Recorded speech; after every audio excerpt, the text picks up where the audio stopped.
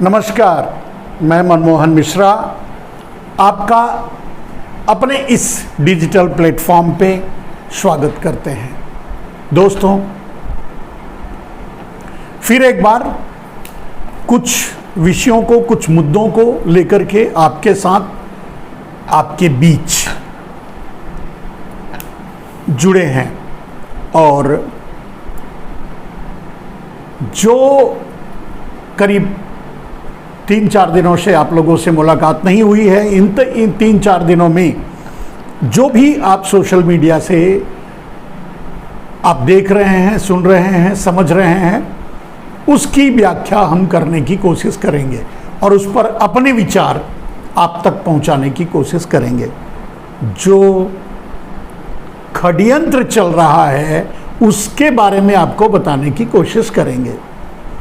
तो दोस्तों, सबसे बहुचर्चित विषय जो अभी चल रहा है, सबसे पहले उसको ही 2-3 विषय आपके सामने रखेंगे। जैसे एक देश एक चुनाव, इसके पीछे का षड्यंत्र क्या है। दूसरा, नरेंद्र मोदी और हरीश साल्वे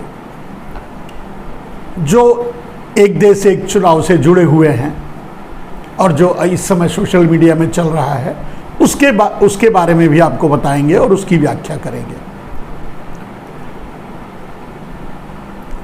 तीसरी बात, मोदी ने कभी छुट्टी नहीं ली, इसके बारे में आपको बताएंगे कि मोदी ने कभी काम ही नहीं किया।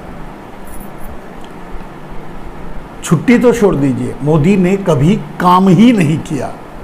छुट्टी ही मतलब ऐसे ही करते रहे, छुट्टी पे ही रहे नरेंद्र मोदी। इसकी मैं व्याख्या करूंगा। और चौथी बात, मोडानी,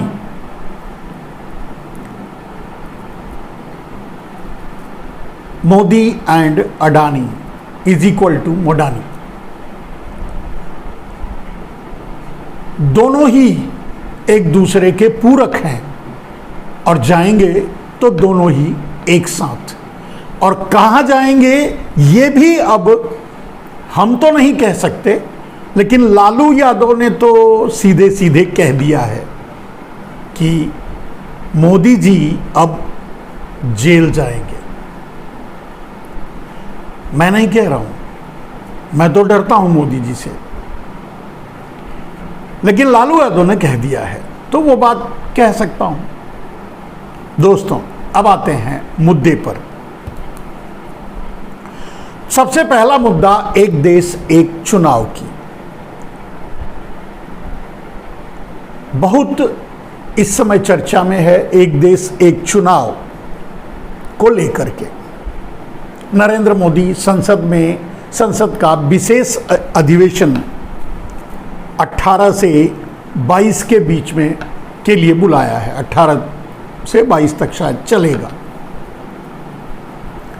यह विशेष अधिवेशन किस लिए बुलाया गया है, किसी को पता नहीं।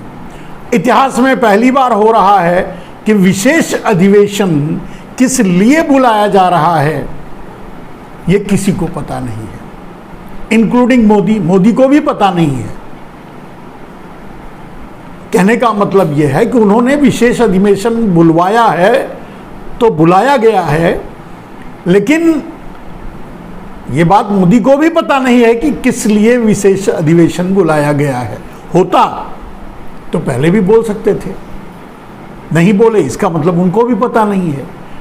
बुला लिए, अब उसके बाद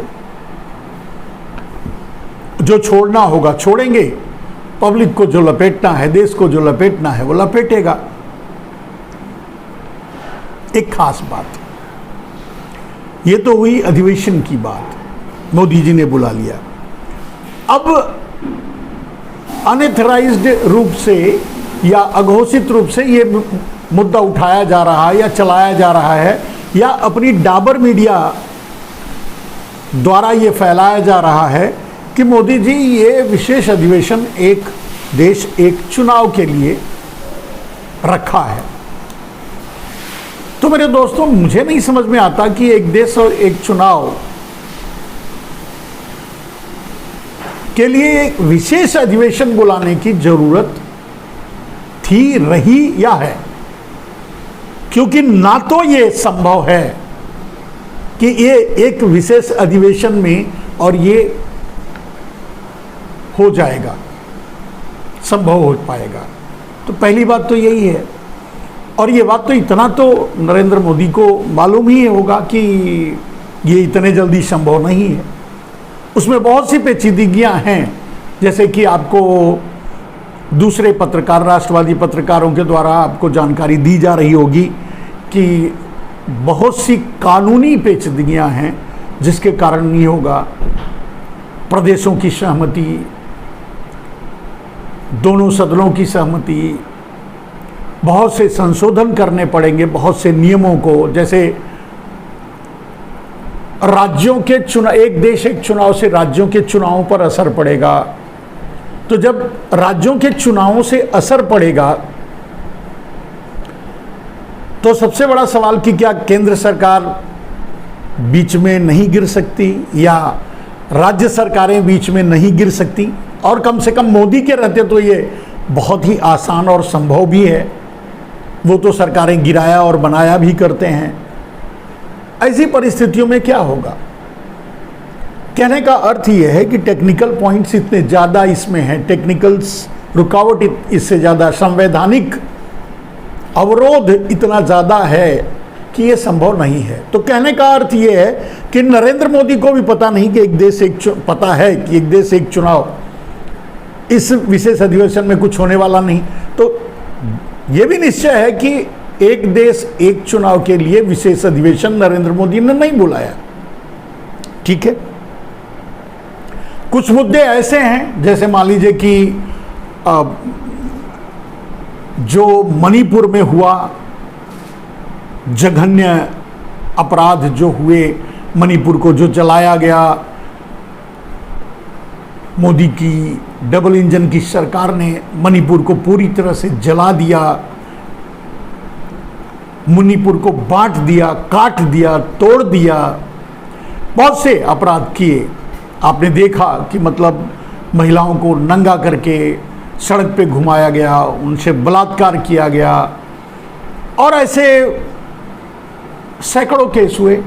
ये उनका ही सिस्टम कहता है, यानी कि उनके राज्यपाल, उनके मुख्यमंत्री कहते हैं, और मुख्यमंत्री इसी सब में कोऑपरेट भी करते हैं। अपने गृह मंत्री ने कहा कि अब ऐसा कोऑपरेटिव मुख्यमंत्री कहाँ मिलेगा कि बलात्कार के बाद भी चुप रहे, बलात्कार के फोटो भेजकर आराम से सो जाए, या अपराधों को होने देता रहे। और मोदी जी को तो ऐसा ही चाहिए, जो देश जलाए, देश जलने दे। तो इसलिए कोऑपरेटिव है, तो उसको कोऑपरेटिव की संज्ञा दी गई। तो कहने का अर्थ यह है मेरे दोस्त कि ऐसा भी नहीं है कि नरेंद्र मोदी मणिपुर पर विशेष अधिवेशन बुलाए हों। और अगर मणिपुर पर विशेष अधिवेशन नरेंद्र मोदी बुलाते तो निश्चय ही कि वो डंके की चोट पर कहते, क्योंकि वो तो ऐसे ही हैं, करते हैं कम, मतलब दिखाते हैं ज़्यादा। ये उनका पैटर्न है काम का।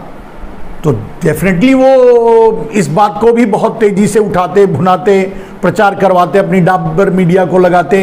मोदी जी का दिल बहुत बड़ा है, उन्होंने मणिपुर के लिए देखिए विशेष अधिवेशन बुलाया है, वगैरह वगैरह। ऐसा भी कुछ नहीं, यानी इस बारे में भी गलत है।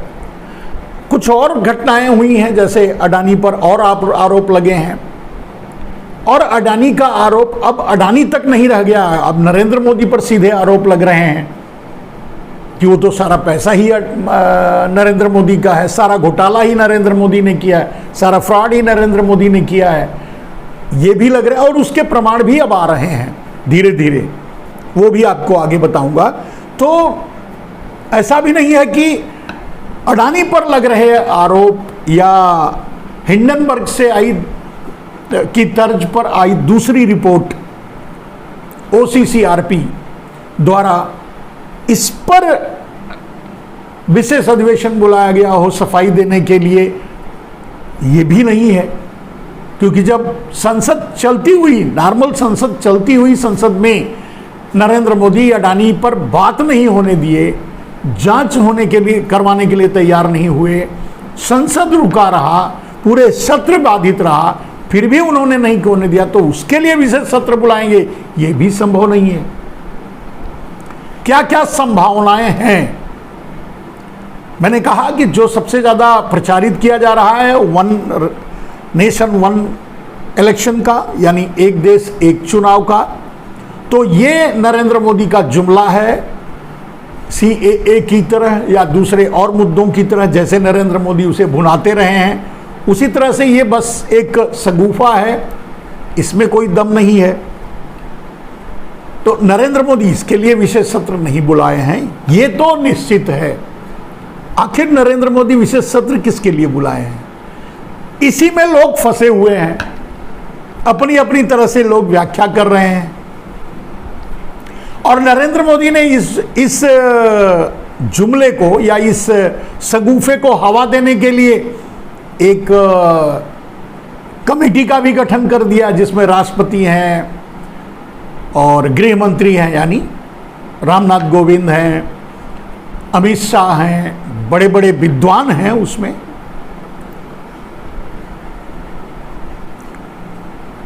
इस समस्या का समाधान ढूंढने के लिए, एक देश एक चुनाव की समस्या का समाधान ढूंढने के लिए कमेटी का गठन किया गया है, और कमेटी को भी कहा गया 15 दिन में रिपोर्ट। और ये जो भी कहा गया है और ये जो कमेटी बनी है, ये सब की सब सिर्फ एक सगुफा है, उस सगुफे को बल देने के लिए, जिसको अपनी डाबर मीडिया से नरेंद्र मोदी प्रचारित करवा रहे हैं कि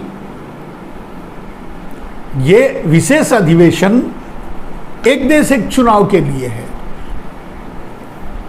उसी सगुफे को बल देने के लिए नरेंद्र मोदी ने ये प्रचारित करवाना, मतलब सगुफे को बल देने के लिए उन्होंने इस कमेटी का गठन भी आनन फानन में कर दिया, जिसका कोई मतलब ही नहीं है। सबके सब वही हैं नरेंद्र मोदी के, जो मैं कहता हूं। तो वो भी नहीं कह सकते कि उसके लिए भी बुलाया है। तो आखिर नरेंद्र मोदी ने संसद का विशेष सत्र और विशेष अधिवेशन विशेष सत्र क्यों बुलाया? संसद का विशेष सत्र 18 से 22 नरेंद्र मोदी ने क्यों बुलाया? ये एक बहुत बड़ा सवाल है, और इसका उत्तर है मेरे दोस्त कि नरेंद्र मोदी ने संसद का विशेष सत्र सिर्फ इसलिए बुलाया है कि कम से कम एक बार उस कुर्सी पर बैठ तो लें, जिसमें सेंगोल धारण करके पूजा करवाई थी। अपने अरमान पूरे कर लें। लालू यादव के वचन पूरे होने से पहले, यानी जेल जाने वाला लालू यादव का वचन पूरा होने से पहले अपने अरमान तो पूरे कर लें संसद में बैठकर।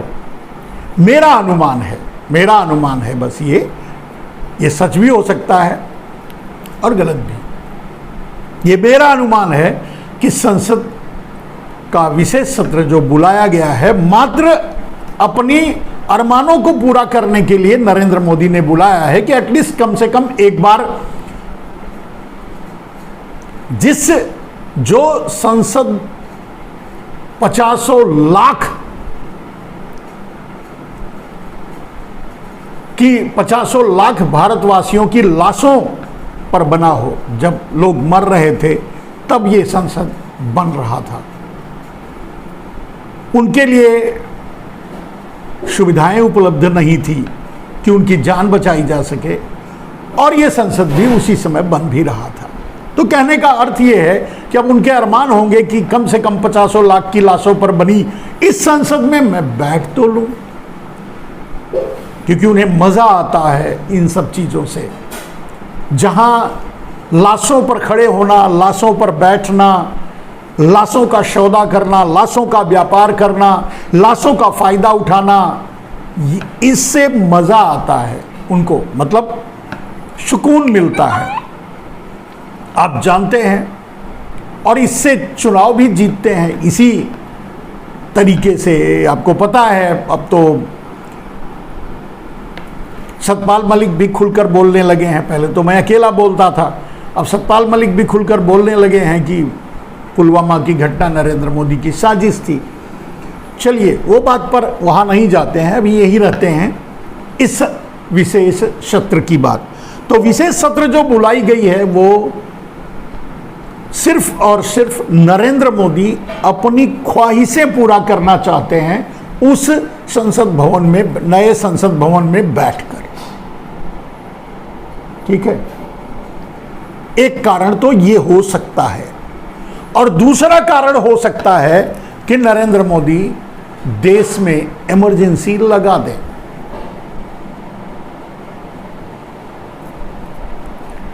जबकि लोगों का अनुमान है, लोगों का कहना है कि इसकी संभावना बहुत कम है। नरेंद्र मोदी ये गलती नहीं करेंगे क्योंकि वो इतिहास से सीख लेंगे। लेकिन मैं समझता हूं कि नरेंद्र मोदी ने इतिहास से कभी कुछ सीखा ही नहीं है। वो इतिहास जीना चाहते हैं, वो हिटलर बनना चाहते हैं, वो मुसोलिनी बनना चाहते हैं, वो गद्दाफी बनना चाहते हैं, वो ओसामा बिन बनना चाहते हैं, कुछ भी बनना चाहते हैं। कम से कम एक इंसानियत से हटकर जो भी बनना चाहते हैं होगा। तो निश्चय ही वो ये निर्णय भी ले सकते हैं कि देश पर इमरजेंसी थोप दें, देश में इमरजेंसी लगा दें। इसकी संभावना 50-50 है। या तो बात यहीं तक सीमित हो जाएगी, खत्म हो जाएगी, 2-4 दिन ड्रामेबाजी के बाद अपने जुमले और अपने सगुफे को साबित करके फिर वो छोड़ देंगे, यानी संसद भवन में बैठ लेंगे, उन्हें अपना सुकून मिल जाएगा, उसके बाद बात खत्म हो जाएगी। 5 दिन की बात है। वैसे भी संसद चलने कहाँ देते हैं नरेंद्र मोदी, और जाते कहाँ हैं। 2 कारण मैंने गिनाए, और दूसरा कारण कि इमरजेंसी लगा सकते हैं।